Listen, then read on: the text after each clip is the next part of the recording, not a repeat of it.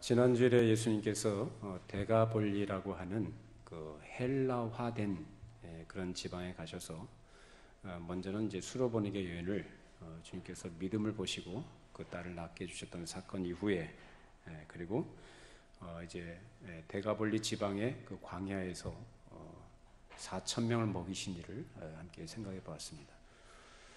데가볼리란 지역은 이방인들이 주로 거주하는 그 지방이라고 이해하시면 되겠습니다.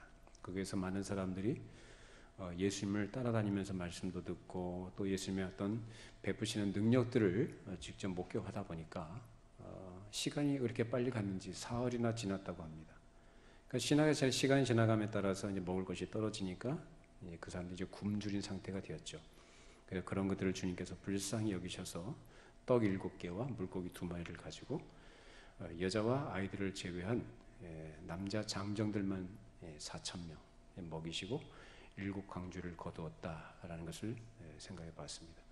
자, 그 후에 예수님께서 이제 그 사람들을 다 흩어 보내셨어요. 왜 흩어 보내셨습니까? 또 저번에 오병이어 사건 이후에 베세다 들판에서 그랬던 것처럼 군중들이 희한한 능력이 놀라운 능력을 경험한 사람들이 눈이 어떻게 좀 되지 않겠어요? 그래서 그 마음에 무슨 욕심이 생기겠어요? 이 사람만 붙들고 있으면 우리는 먹고 사는 것이 걱정이 없겠구나. 즉 자기들의 현실적인 문제를 해결할 수 있는 구원자 내지는 왕으로 삼고자 했던 것 있습니다. 그래서 그런 일이 있었기 때문에 예수님께서 또 역시 이 사람들이 어떤 그런 군중 심리에 의해서 어떤 운동을 벌이지 않을까 염려가 되셔서 아예 그것을 미리 방지하시기 위해서 사람들을 다 흩어 보내십니다. 정치적 야망이 있거나 어떤 세속적인 인간적인 욕망이 있는 사람이라면 사람들이 그렇게 수천 명이 뭐 10,000명 단위로 자기를 따라다니고 그렇게 운집해 있으면 어떤 마음이 들겠습니까? 자기 지지 세력으로 자기 기반을 삼아가지고 뭔가를 좀 해보려고 하지 않겠습니까? 근데 예수님은 그런 분 아니었어요. 오히려 어떻게 했어요? 모인 사람들을 다 흩어 보내십니다. 예수님은 그것 때문에 오신 분이 아니다라는 거죠.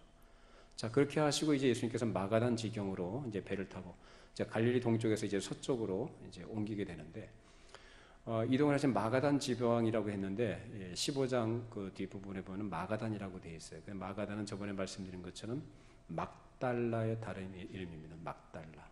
여러분 막달라 마리아 많이 들어보셨죠? 그 막달라 마리아가 바로 이곳 출신입니다. 근데 그 막달라라는 말은 이 믹돌이라는 말에서 이제 그 말이 유래가 됐는데 믹돌이라는 것은 탑이라는 뜻입니다. 탑. 그 뭐 망대 탑.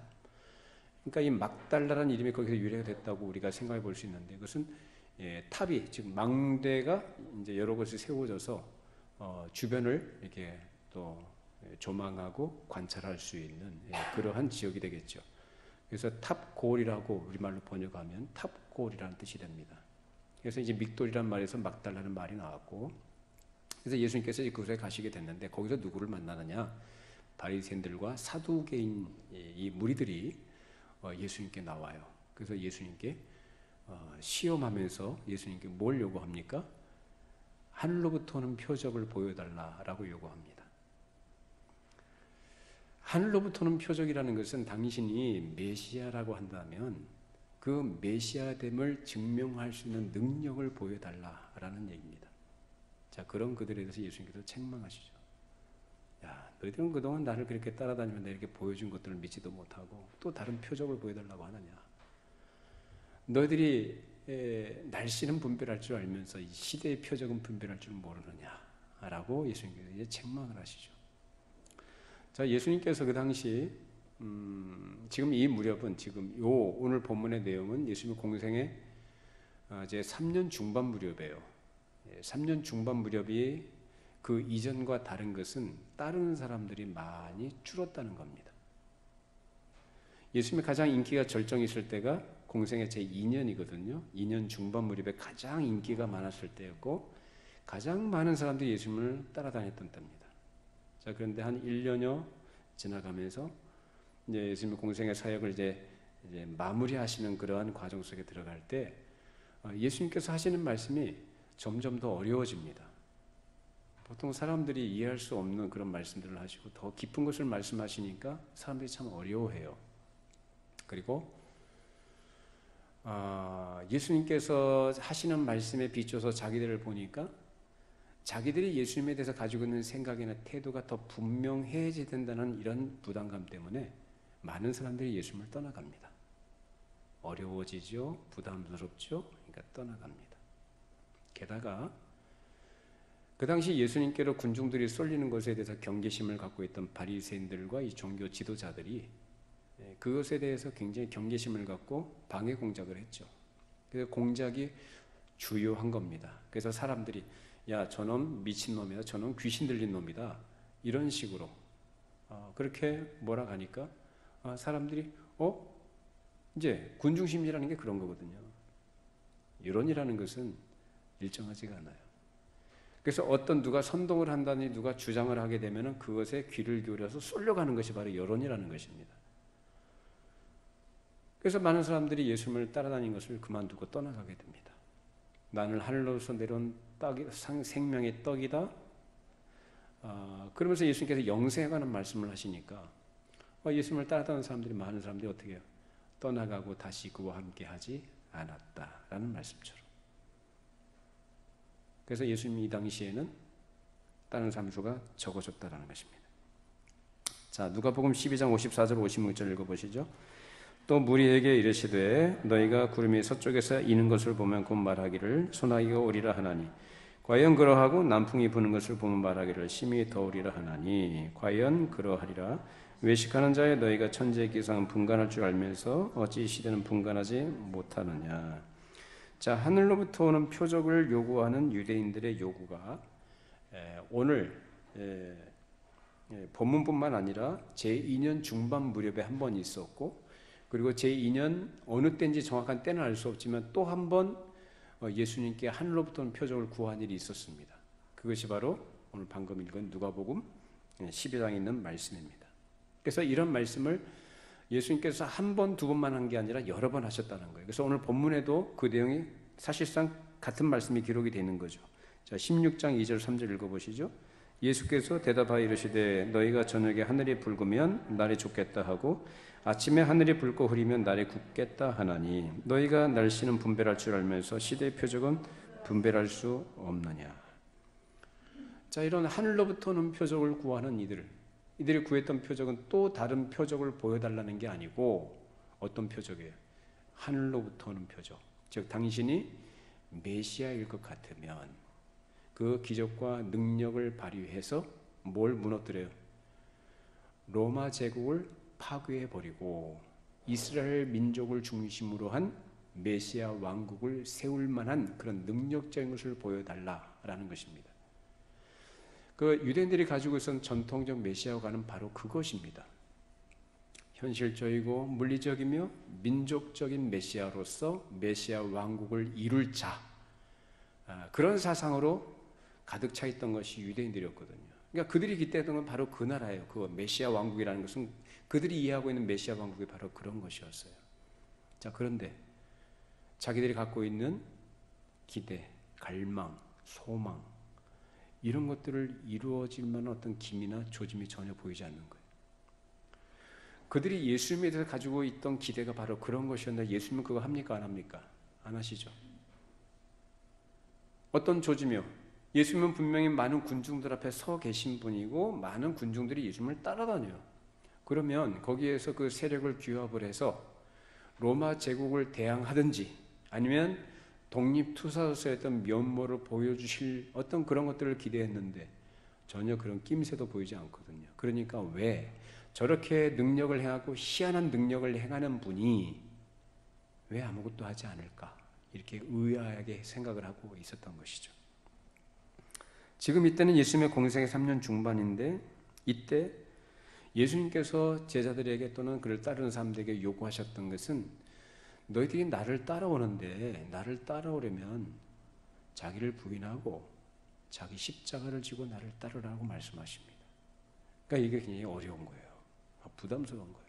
떡 만들어주시고 병 낫는 거 보여주시고 또 기적을 보여주시고 눈 먼 자를 보게 해주시고 귀머거리 듣게 하시고 안진병 일으켜 주시고 뭐 여러 가지 뭐 나병 환자 고쳐주시고 뭐 이런 것들 하실 때는 희한하니까 재미가 있거든요. 그리고 그걸 직접 경험한 사람들이 수도 없이 많거든요. 근데 예수님께서 그것을 왜 하셨는가에 대한 이해가 없이 단지 나타나 보이는 그런 능력적인 어떤 결과들에 초점을 맞추고 그것에 관심을 가진 사람들이다 보니 예수님께서 따르는 문제에 대해서 또 예수를 믿는 도리에 대해서 하나님 나라의 도리에 대해서 말씀하시니까 어려워하는 거예요. 그리고 부담스러워합니다. 그때나 지금이나 똑같습니다. 어떤 교회는 그런 은사적인 것, 어떤 능력적인 것들을 많이 강조했던 교회가 있어요. 제가 아는 교회 중에 그 목사님이 어떤 사고가 나서 이제 떠나가시게 됐고 새로 부임하신 목사님, 그 목사님이 이제 말씀 중심으로 교회를 이제 이끌어 가시다 보니까 그 전에 목사님한테 길이 났던 사람들이 목사님을 찾아왔어요. 너무 어렵다고. 그 전에 목사님은 안 그랬는데 목사님 너무 어렵다고. 한마디로 재미없다 이겁니다. 그리고 부담스럽다는 거예요. 떠나간 사람들이에요. 그러니까 예수님 당시에도 이제 그런 분위기였던 거죠. 그 당시 맹목적인 군중들은 그들이 바라는 것이 있었습니다. 먹을 것만 있으면 만사 오케이. 다른 것은 잘 몰라도 먹을 것만 주어지면 우리의 배만 배부르게 해준다면 다른 건 몰라도 괜찮다라는 그런 식의 태도를 갖고 있었던 거죠. 여기서 마치 기적을 구하는 사람들이 기적과 함께 나타내시고자 하는 거룩한 계시에 대해서는 별 관심이 없는 것과 같습니다. 그들에게 필요한 것은 기적이지 말씀이 아닙니다. 그저 아픈 사람이 병 낫고 배고픈 사람이 배부르면 되는 것이고 어려운 문제에 빠진 사람이 그 어려운 문제 해결되고 그리고 마음의 위로와 평안을 얻으면 그게 좋은 곳이다라는 실리주의적인 그런 생각들만 한 것입니다. 오늘날로 말하자면 자기 만족인 겁니다. 우리가 예수를 믿는 신자로서 우리가 교회에 출석하고 예배 참석하고 신앙생활이라는 것을 하게 되는데 여러분은 왜 예수 믿습니까? 여러분은 왜 교회에 출석하죠? 왜 신앙생활을 합니까? 그것이 어떤 것이든지 간에 자기 만족을 추구하는 것이라고 한다면 예수님 당시 예수님을 따라다녔던 군중들과 별반 다를 바가 없는 겁니다. 여러분 주목해 보세요. 그 당시 유대인들이 하늘로부터 오는 표적을 구했는데 하늘로부터 오는 표적, 이 초자연적이고 초능력적인 것입니다. 그런 세계가 있다는 걸 이 사람들이 알아요 몰라요? 알죠. 믿어요 안 믿어요? 믿는 사람들이에요. 안 믿는 거 아니에요. 근데 이것이 마치 그런 걸 믿고 그런 존재를 인정을 하고 믿는 것으로서 마치 자기가 어떤 그런 믿음의 어떤 부분을 갖고 있는 것으로 생각하는 사람들인데 천만에요. 소위 말하는 예수 믿는 즉 구원 얻는 믿음하고는 전혀 관계없는 거예요. 오늘 말씀을 귀로 잘 들어보십시오. 당시 유대인들이 요구했던 건 땅에서 일어나는 어떤 표적을 구한 게 아니라 하늘로부터는 표적을 구했어요. 그리고 자기들이 대망하고 있는 메시아 왕국을 대망하고 있으니까 자기들은 구원받은 하나님의 백성이라는 그런 큰 착각 속에 있던 거죠. 그동안 이런 공리주의적인 기적 추구의 종교를 가진 사람들이 많이 따라다녔지만 이제 대부분 떠나가 버렸습니다. 그리고 예수님도 그전처럼 많은 군중을 대상으로 무엇을 하시려고 하는 게 아니라 그전과 달리 소수의 제자들을 교육하시는 데 더 힘을 쓰시고 어떤 일을 하실 때 그 일의 성격을 분명하고 깊이 있게 드러내신 데 더 집중을 하셨습니다. 그러다 보니까 군중들이 이걸 감당하기가 어려웠던 거죠. 자, 이런 상태에 있을 때 바리새인과 서기관들이 와서 자, 예수님께 당신의 메시아됨을 증명해 봐라 라는 식으로 하늘로부터 오는 표적을 구했던 것입니다. 그런 것들이 앞에 우리가 살펴봤던 몇 건의 경우들입니다. 그리고 그런 생각들이 당시 많은 사람들에게 있었던 공통적인 생각들이었습니다. 저 사람은 뭔가 좀 다른 사람인데 특별한 사람인데 저 사람이 좀 메시아라면 그런 것들을 좀 확실하게 메시아됨을 나타낼 만한 그런 것들을 좀 보여주면 좋겠다는 그런 기대들을 갖고 있었던 거죠. 자, 그러면 예수님께서 그동안 보여주지 않으셨느냐? 예수님 수없이 많이 보여주셨죠. 자, 세례 요한이 감옥에 갇혔을 때 그 제자들 보내서 예수님께 던진 질문이 뭐였습니까? 오실 그이가 당신입니까? 아니면 우리가 다른 일을 기다리니까? 그 예수님께서 하신 말씀이 뭐예요? 그러니 눈먼 자가 보고 못 듣는 자가 듣고 앉은 자가 일어서고 여러 가지 불구가 고쳐짐을 받고 나병 환자가 고침을 받고 죽은 자가 살아나며 가난한 자에게 복음이 전파된다. 그걸로 충분하지 않습니까? 자, 예수님 당시에는 계시가 완성되지 않았던 때죠. 그렇죠? 계시가 완성되지 않았던 때이기 때문에 예수님께서는 그런 이적, 능력, 기적들을 나타내셔야 될 필요가 있었던 거예요. 그 자체가 목적이거나 결과가 아니라, 초점이 아니라 그걸 통해서 뭘 드러내셔야 했습니까? 당신 자신이 누구시다라는 것을 드러낼 필요가 있었고 증명할 필요가 있었던 거거든요. 그래서 사실 예수님께서 그동안 행하셨던, 지금 공생의 3년 중반 무렵인데 그동안 3년 동안 보여주신 것이 증거들이 차고 넘칩니다. 모자라지 않아요. 누가 그렇게 한 사람이 있습니까? 성경에. 이스라엘 역사를 살펴봐도 예수님만큼 능력을 행하시고 그 깊이 있는 말씀을 가르친 자가 없습니다. 그러면 알아보고 알아들어야지. 근데 모자라다는 거예요. 그걸로 안 된다는 거예요. 다른 걸 더 보여달라. 더 확실한 걸.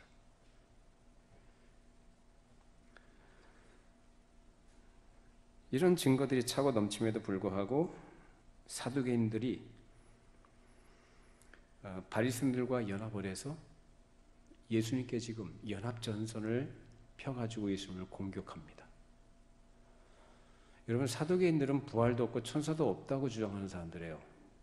이 사람들은 모세 오경의 권위만을 인정하고 주장하는 현실주의자들입니다. 사두개인들은 오늘날로 말하면 이성주의자들, 합리론자들이에요.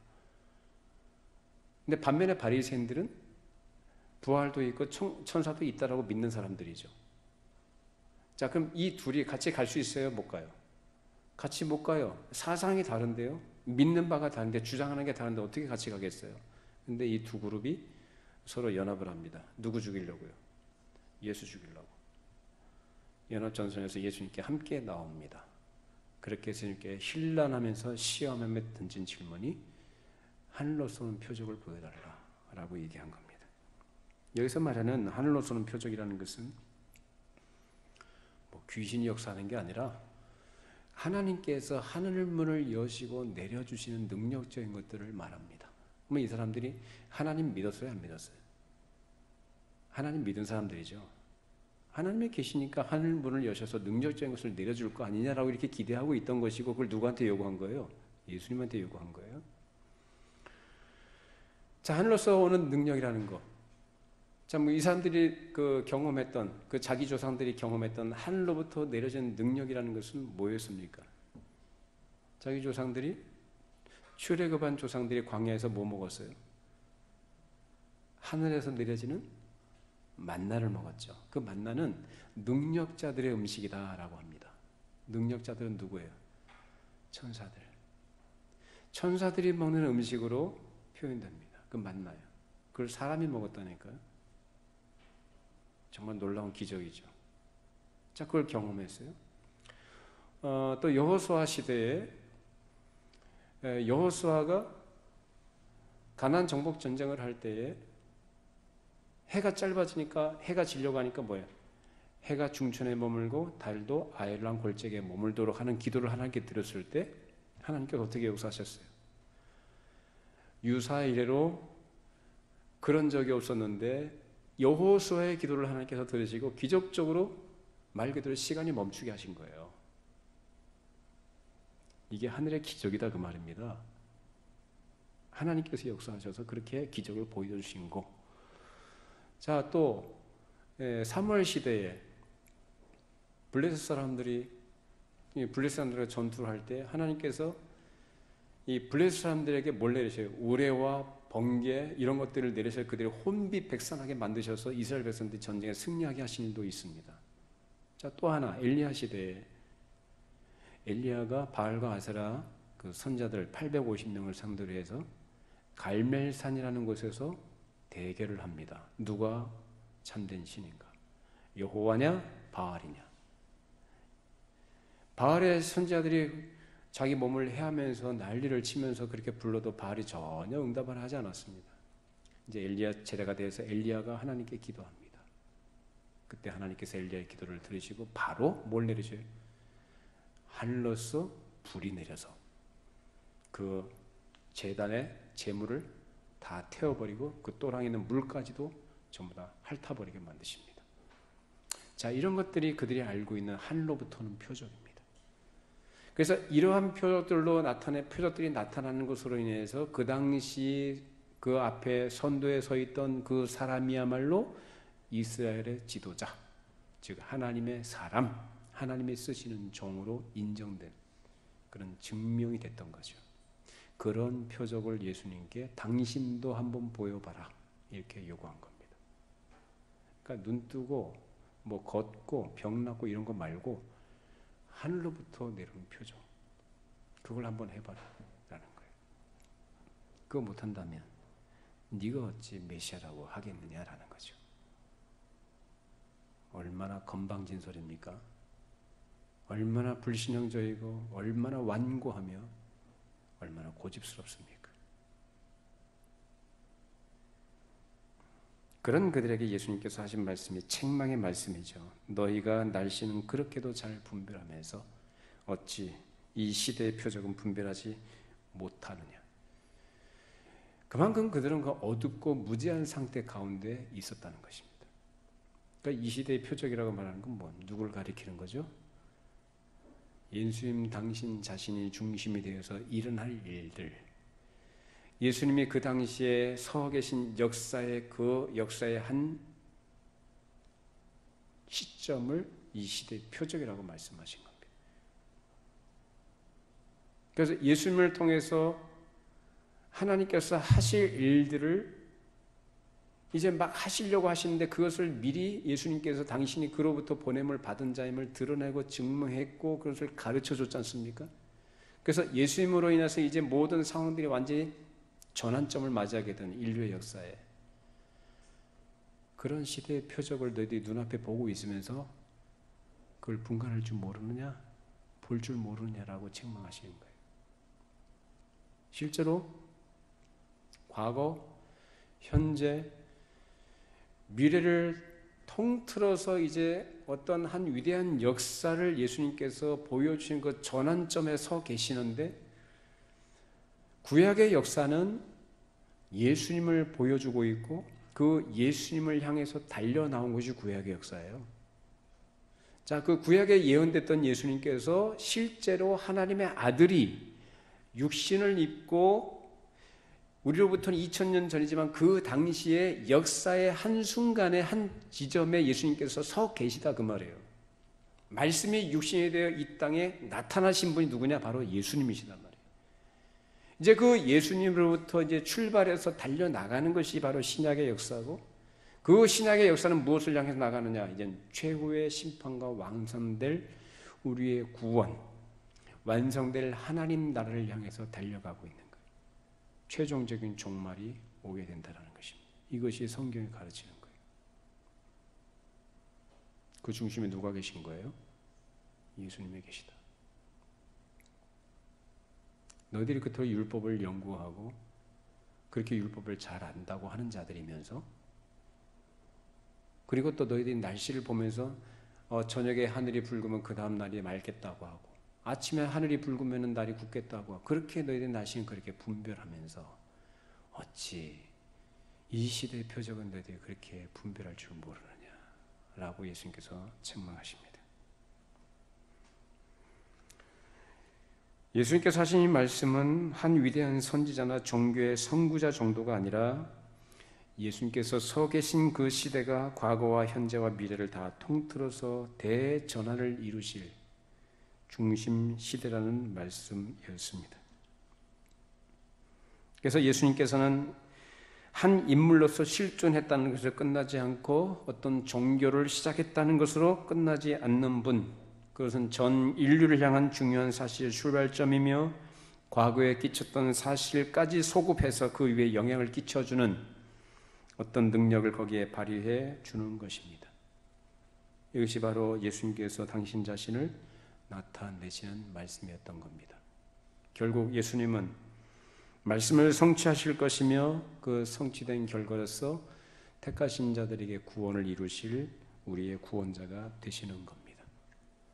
자, 그렇다고 한다면 우리는 그와 같은 시대의 표적으로서의 예수님의 존재를 얼마만큼이나 생각하고 있는가를 주의해 보아야 합니다. 우리가 예수를 믿는다고 하면서도 너무나 공리적인 것, 실리적인 것, 또 자기 이익에만 관계된 것들에 집착하는 일들이 사실상 참 많이 있습니다. 그래서 자기가 원하는 그런 것들을 얻으면 나머지는 아무래도 괜찮다는 식의 이런 태도를 가지고 예수를 믿는다는 것의 참된 의미와 가치에 대해서는 너무나 가볍게 처신하는 태도들을 취하는 경향들이 오늘날 만연하고 있습니다. 예수 안 믿는다고 안 해요. 예수 믿는다고 해요. 하나님도 믿는다고 그래요. 소위 말하는 구원에 대한 관심도 있고 구원의 확신마저도 있는 사람들이라고 해요. 그런데 정말 그들이 관심을 갖고 있는 것은 예수님 자신이나 하나님 나라에 속한 그 어떤 것들이 아니고 뭐냐면 자기가 관심을 갖고 있는 어떤 부분들, 자기가 얻고 성취하고 누려야 되는 것들에 대해 더 관심 많이 간단 말이에요. 그러니까 기도했더니 기도 응답을 받았다. 대표적으로 그런 얘기들 많이 하죠. 기도했더니 하나님 응답해 주셨다. 우리 관심은 어디 있어야 되느냐? 우리가 예수님에 대해서 어떻게 알아야 되느냐? 예수를 믿는다는 게 뭐냐? 예수를 믿고 신앙생활하는 신앙의 가치가 뭐냐? 그걸 여러분이 바르게 아시고 정리하셔야 돼요. 그러지 않고 자기가 얻고자 하는 것, 관심을 갖고 있는 것, 자기가 만족할 만한 그런 것들에 더 관심을 해가지고 그런 것에 몰입하는 한, 그것은 성경이 말하는 참된 기독교 신앙도 아니고 그것은 곧 예수님 당시 소위 하나님도 믿고 하나님의 존재를 알며 하늘로부터 오는 표적을 구했던 것처럼 하늘로부터 어떤 이적적인 초월적인 것들에 대한 신뢰와 그런 것들을 기대하는 사람들과 별반 다를 바가 없다. 똑같은 거죠. 시대만 다를 뿐.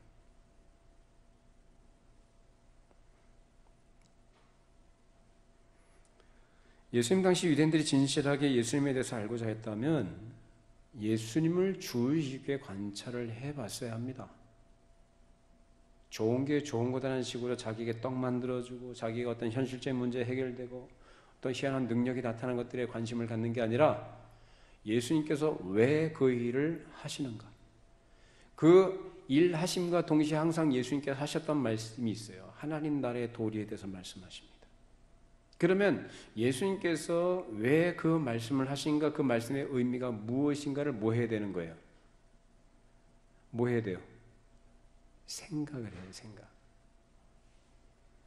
관찰을 하면서 주의 깊게 생각을 해봐야 되는 거예요. 왜 저 능력을 행하실까? 저 능력을 행하는 분이라면 어떤 분일까? 그분이 하시는 말씀의 의미가 무엇일까를 생각을 한다면 예수님에 대해서 바르게 알 수 있을까요? 모를까요? 알 수 있어요. 그것이 바로 사유의 과정이거든요. 관찰, 주위에서 관찰하고 추리하고 어떤 결론을 도출해내고 판단하는 거예요.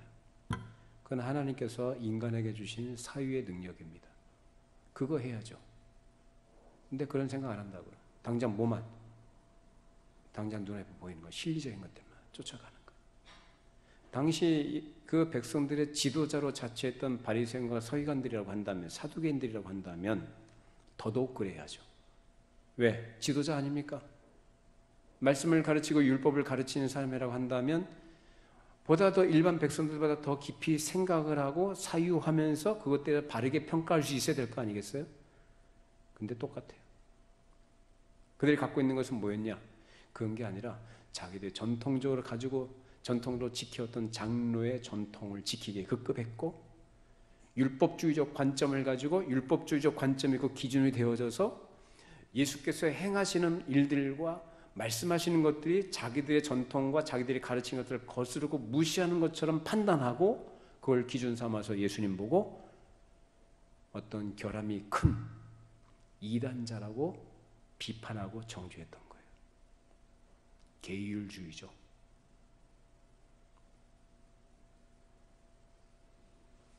그러니까 예수님이 누구신가, 왜, 무엇 때문에, 어떤 의미가는 전혀 생각이 없는 거예요.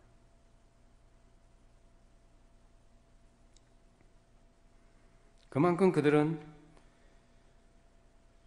예수님을 바로 관찰할 만 눈이 없었던 것이고, 자기들의 눈앞에 큰 역사적인 표적이 있음에도 불구하고 그것을 알아볼 수 없었던 것입니다. 그러니까 눈이 가려져 있는 거예요. 귀가 막혀 있어요. 이것은 오늘 우리에게도 중요한 문제인데, 우리가 예수를 믿는 신자로서 우리가 중요한 가장 기본적인 전제는 누구냐? 예수님을 바로 알아야 한다는 거예요. 그리고 그것을 바로 알기 위해서는 예수님께서 행하신 여러 표적들과 기적들, 능력 행하신 것들, 또 그가 하신 말씀이 어떤 의미가 있는 것인지에 대해서 생각하면서 주의 깊게 관찰할 필요가 있습니다. 그 당시 유대인들도 바로 이런 과정을 거쳐서 이러한 연구와 관심을 가지고 예수님의 말씀을 알아들어야 했는데, 그들은 그런 것을 전혀 못한 거예요. 그런데 예수님은 실제 당신 자신이 누구신지를 그들에게 수없이 여러 번 계시를 해주셨어요. 안 한 게 아니에요.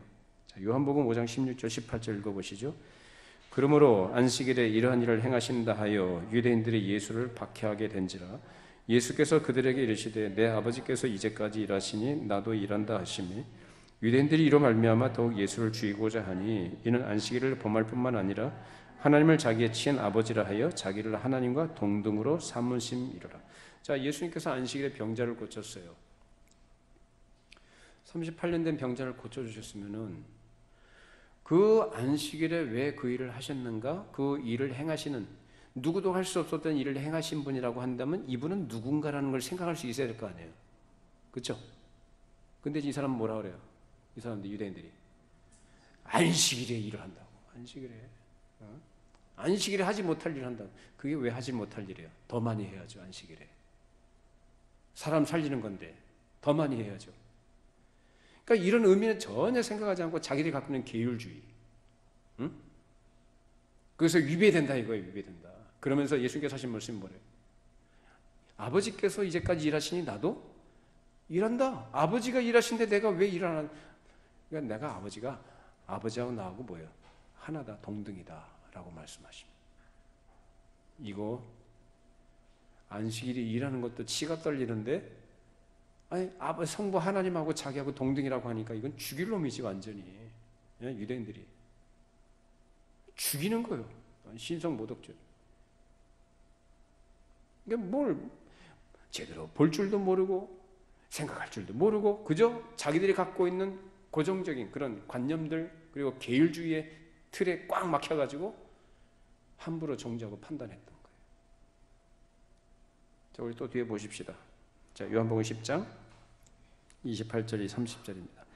내가 그들에게 영생을 주노니 영원히 멸망하지 아니할 것이요 또 그들을 내 손에서 빼앗을 자가 없느니라. 그들을 주신 내 아버지는 만물보다 크심에 아무도 아버지의 손에서 빼앗을 수 없느니라. 나와 아버지는 하나이니라 하신대. 자, 영생을 주신대요. 영생을 주시는 건 누가 주시는 거예요? 사람이 줘요? 하나님이 줘요? 하나님만이 주는 거예요. 그러면 예수님 당신이 누구라는 거예요?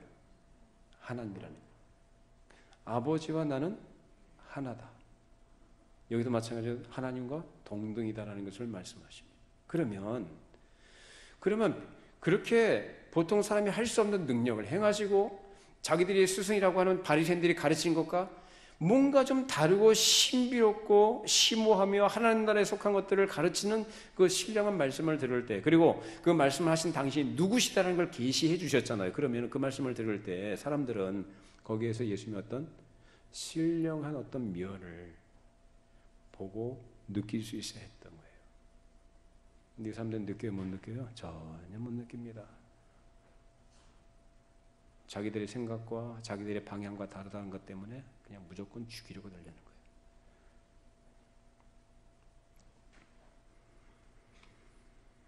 거예요. 또 실제로 예수님께서 그뿐만 아니라 병자를 다루실 때에도 여러 경우에 항상 예수님께서 유신의 병만 고쳐주신 게 아니라 반드시 하신 말씀이 있어요. 뭐라고 합니까?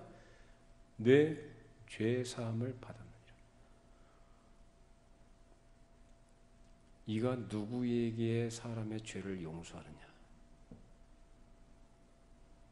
비판할 게 아니라 그런 능력을 나타내시고 죄 사함을 선언하시는 그 분이라고 한다면 이분은 누굴까?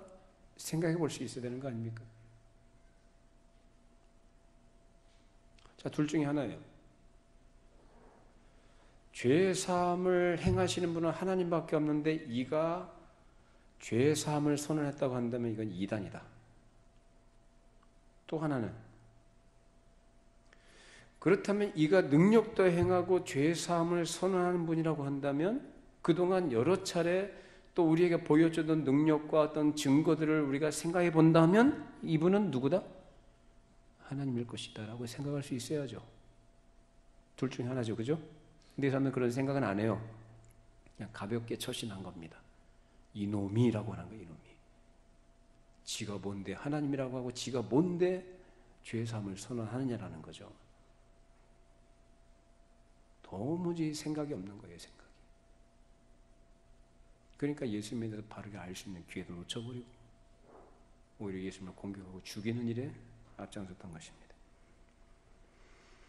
우선적으로 중요한 것은 예수님에 대한 지식인데 예수님은 누구시냐?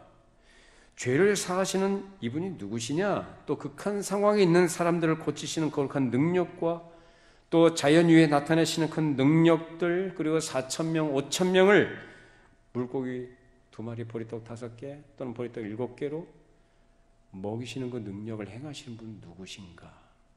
라는 것을 생각해 보고 그런 능력 행하심의 의미가 무엇인지 가르치는 말씀의 내용들을 통해 예수님을 바로 알았어야 했습니다.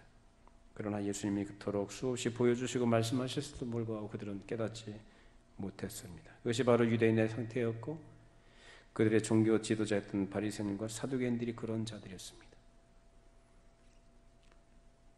우리에게 하나님께서 오늘날 생각하도록 하십니다.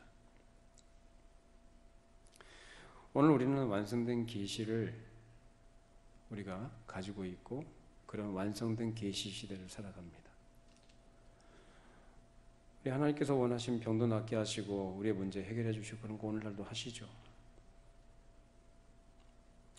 근데 그 당시와 달리 오늘날은 우리는 완성된 계시를 갖고 있고 여기에 하나님이 누구신지 예수님이 누구신지 구원하는 길이 무엇인지 구원하던 하나님의 백성들에게 요구하시는 생활이 무엇인지 삶의 목적이 무엇인지 온 인류의 역사의 우주적 종말의 그 완성이 무엇인지를 우리에게 다 가르쳐 주거든요. 뭐가 모자랍니까? 여러분 정말 예수님 믿습니까? 예수님을 알고 있습니까? 기독교 신앙이 뭔지를 그 의미를 아시겠습니까? 가치를 여러분 아십니까? 그 영광과 그 복됨이 무엇인지를 아십니까? 둘러보세요. 세상에 참 많은 종교들이 있어요. 민족 종교라는 것도 있고 토속 신앙이라는 것도 있고 여러 가지 있죠. 대표적으로 3대 종교라고 한다면 불교, 기독교, 이슬람교를 말합니다만 자, 어느 종교치고 자, 종교라고 치십시다. 어느 종교치고 인류 역사와 인류의 삶에 이렇게 지대한 깊은 영향을 끼치는 종교가 있었는가? 기독교만큼. 생각해 보세요. 그러니까 생각해 보시라고. 그냥 여러 종교 중에 하나인데 내가 그냥 교회 출석하고 내가 예수님 믿어야 된다고 하니까 믿는다고 하지 말고 생각을 좀 해보시라고. 여러분 우리 학교 다니면 역사 다 배웠죠. 세계사 배웠죠. 뭐 신학교 가면 그걸 더 구체적으로 더 깊이 있게 교회사라는 걸 배웁니다. 근데 교회사는 사실 세계사예요. 세계사를 모르면 역사를 모릅니다. 세계사, 즉 소위 말하는 서양사라는 것이 그 중심이 뭔지 아십니까? 기독교입니다. 그러니까 뭐 하나님이 있네 없네, 뭐 기독교 어쩌는 뭐 이렇게 막 이렇게 비판하고 무조건 떠드는 반감을 가지고 떠들어가는 사람들이 바로 오늘날 그런 사람들이 당시 유대인들 종교 지도자과 똑같아요. 생각할 줄 모르고 안다고 하지만 아는 것도 아니고 그 무식함을 드러내는 겁니다. 그러니까 생각을 안 한다는 얘기예요. 생각 좀 해보시라고. 인류의 역사, 정치, 경제, 철학, 사상, 과학, 문화, 사회 저변의 문제까지 기독교만큼 지대한 영향을 끼친 종교가 있는가? 없습니다. 이 성경에는 온 우주의 시작, 인류의 시작, 인류의 모든 역사 과정들, 앞으로 어떻게 될 일들까지 모든 사람이 그렇게 궁금해하고 알고 싶어하는 모든 내용들이 다 들어있습니다. 우리가 믿는 기독교 신앙입니다. 뭐가 모자라서? 무슨 표적을 또 구해야 됩니까? 어떤 증거를 나에게 또 보여달라고 요구합니까? 어떤 것을 내가 더 경험을 해야 믿겠습니까? 모자라지 않습니다. 차고 넘칩니다. 문제는 뭐냐? 내가 생각을 안 한다는 거예요. 생각 없이 그냥 살아요.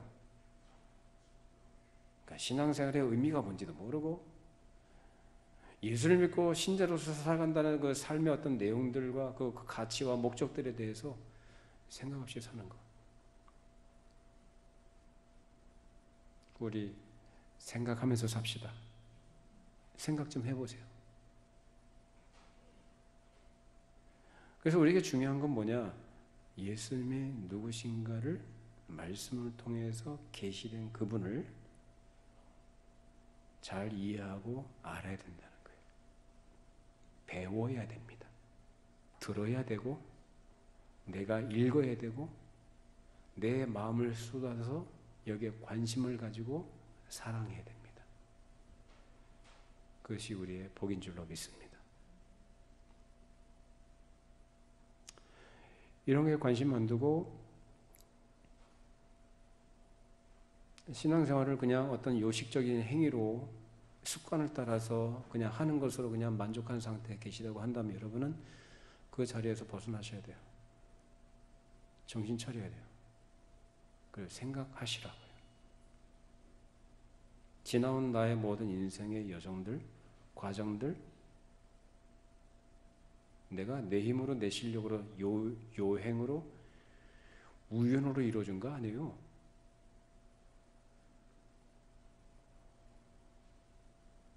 전능하신 하나님께서 나를 그렇게 간섭해 주셨고 이끌어 주셨고 지금까지 이끌어 주셨습니다. 여러분이 지금 예수 믿는 고백을 하고 하나님을 섬기는 자리에 있는 것, 이 믿음 안에 있는 것이 분명한 증거입니다. 뭘 또 바라겠습니까? 답을 성경에서 찾으시고 답을 여러분의 인생에서 찾으시기 바랍니다. 조금도 모자람이 없습니다. 그래서 그런 그들에게 예수님께서 하신 말씀이 4절에 있죠. 4절 말씀 우리 성경에 있죠. 읽어보시죠. 악하고 음란한 세대가 표적을 구하나 요나의 표적밖에는 보여줄 표적이 없느니라 하시고 그들을 떠나가시니라.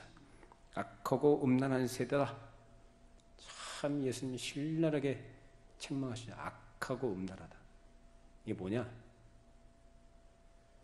우상을 섬기고 세상을 쫓아가고 자기를 섬기는, 자기 마음대로 살아가는 것을 악하고 음란하다라고 말씀하신 거예요.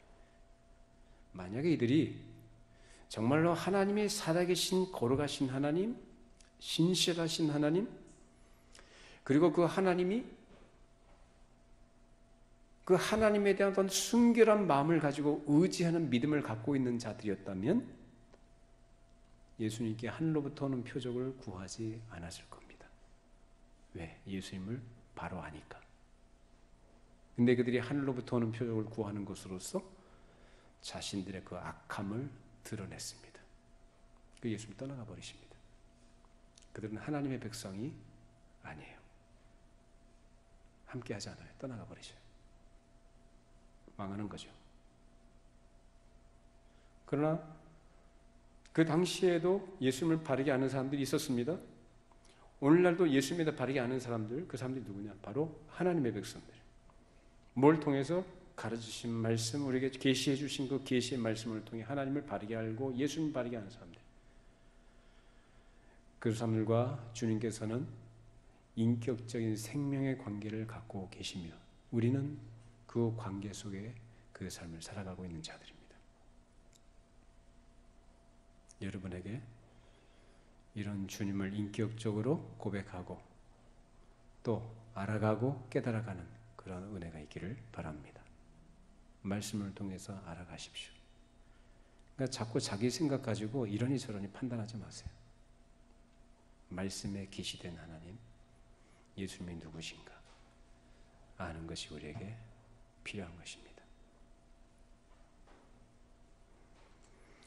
예수님은 죄를 사하시고 죄 사함 받은 하나님의 백성을 돌아보시는, 극한 상황에 있는 병자를 돌아보시고 제자 한 사람 한 사람뿐만 아니라 주님을 찾고 따르는 모든 사람들을 하나도 잃어버리지 아니하시고 보존하신다고 약속해 주셨습니다. 망하는 사람은 그냥 망해요. 망하는 사람 누가 망하느냐? 하나님의 백성이 아닌 사람들 다 망합니다. 그냥 망할 거예요. 그러나 그 외에 하나님의 백성들은 어느 한 사람도 잃어버리거나 내버려 두지 아니하시고 보존해 주신다고 약속해 주셨습니다. 이 약속 안에 믿음으로 거하시고 믿음으로 살아가시기를 바랍니다. 염려거리가 많죠. 우리를 불안하게 하는 것들 참 많고 우리를 힘들게 하는 것들이 참 많이 있습니다. 자, 그런 가운데서 내가 우리 주님과 어떤 관계 속에 있는지를 늘 기억하고 확인하시고 믿음 안에서 살아가시기를 바랍니다. 베드로전서 5장 7절 말씀, 너희 염려를 다 주께 맡기라. 이는 그가 너희를 돌보심이라. 염려를 다 주께 맡기라고 합니다. 내가 염려한다고 해서 내 생명을 연장할 수도 없고 키를 키울 수도 없고 염려한다고 해서 문제가 해결되는 거 아닙니다. 다 염려 주님께 맡길 수 있기를 바랍니다. 어떤 사람이 맡깁니까? 주님께서 우리를 돌보신다니까요. 우리를 돌보시고 책임지신다는 것을 믿고 확신하는 사람들이 다 맡기죠. 안 맡기면 어떻게 할 겁니까? 결국 안 맡기는 것이 불신앙인 것이고 그 불신앙 가운데 있는 사람들은 결국 자기가 책임져야 돼요. 자기가 책임. 얼마나 힘들어요. 책임져지지도 않습니다. 책임지려고 애를 쓰다가 그냥 망하는 거예요. 우린 그렇게 부름받은 자들 아닙니다. 염려 다 맡기고 생활하기 바랍니다. 자, 시편 68편 19절 말씀, 날마다 우리의 짐을 지시는 주 곧 우리의 구원이신 하나님을 찬송할지어다. 날마다 우리 짐을 지시는 주, 우리를 구원하신 하나님을 사랑하고 감사하며 찬송하며 충성되의 말씀을 따라 믿음의 길을 걸어가시는 저 여러분 되기를 바랍니다. 기도하겠습니다. 걸어가신 하나님, 오늘도 우리에게 생명의 말씀으로 먹여주심을 감사드립니다. 악하고 음란한 세대가 표적을 구하지만 그 표적을 또 보여준들 그들은 알지도 못하고 이해도 못할 것이며 믿지 않을 것이다라고 말씀하셨습니다. 주님, 참으로 저희들에게 주신 그 증거들이 차고 넘침을 저희들이 인정해드리며 고백하며 감사드립니다.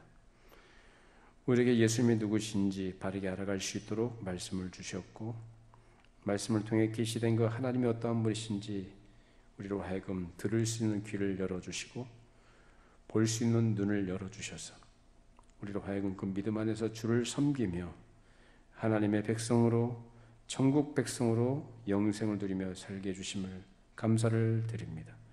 주님, 저희들이 허망한 육신에 속한, 세상에 속한 것들 기웃거리지 않게 하시고 그런 것들에 관심을 갖지 않도록 보다 더 주위에서 우리 주님이 누구신지, 어떤 분이신지, 우리를 위해 행하신 일이 어떤 의미가 있는 것인지를 늘 깊이 알아가게 하시고 하나님을 더욱더 사랑하는 자들, 감사한 자들 되게 하시고 그 말씀에 즐거이 순종하며 우리 하나님의 복주심과 일하심과 우리 하나님이 말씀을 순종하고 믿음으로 의지하는 자들에게 어떻게 대접해 주시는 분이신가를 경험할 수 있는 그런 복 있는 사람들로 살아가게 하여 주시옵소서.